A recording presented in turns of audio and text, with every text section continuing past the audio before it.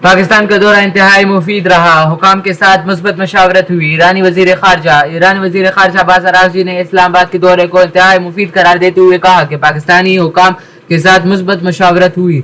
Moscow पहुंचने पर ईरानी media से गुफ्तगू करते हुए अब्बास अरागची का कहना था कि ईरान और मास्को के दरमियान इलाकाई और आलमी अमूर पर करीबी मुशावरत जारी रखने की मकसद से आलमी रूस आया हूँ। रूसी सदर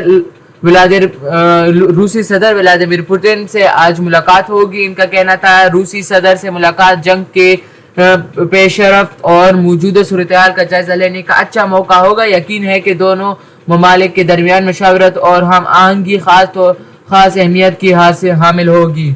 ईरानी वजीर खारजा का कहना था कि पाकिस्तान का दौरा बहुत मुफीद रहा। दौरा इस्लामाबाद में हुकाम के साथ मुस्बत मशावरत हुई।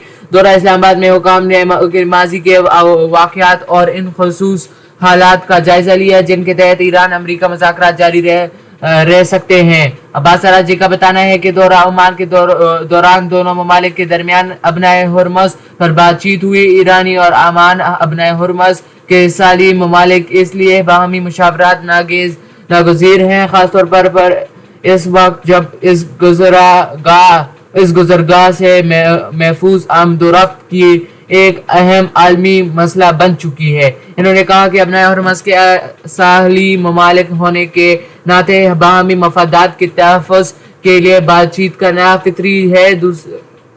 दो साहली ममालिक के नाते हमें हर मुमकिन इक़दाम में हम आहंगी बरकरार रखनी चाहिए। दोनों के मफादात इसी में है।